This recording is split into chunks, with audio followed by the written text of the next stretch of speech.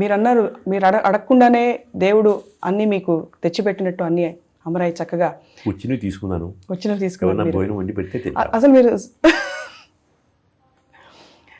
మీరు స్వతహాగా భగవంతుడిని నమ్ముతారా? మీకు అంటే భగవత్ స్వరూపం అంటే మీకు ఏ ఆకారం గుర్తొస్తుంది, లేక నిరాకారి దేవుడు నమ్ముతారా? నేనా? దేవుడు అనేవాడు ఎక్కడో చోట కూర్చుంటానని నమ్మను. దేవాలయాలు నేను పాట రాశాను ఈ మధ్య, నీవు సర్వాంతర్యామి అని చెప్పినా వినరు, దేవాలయంలోనే ఉందిరందురు.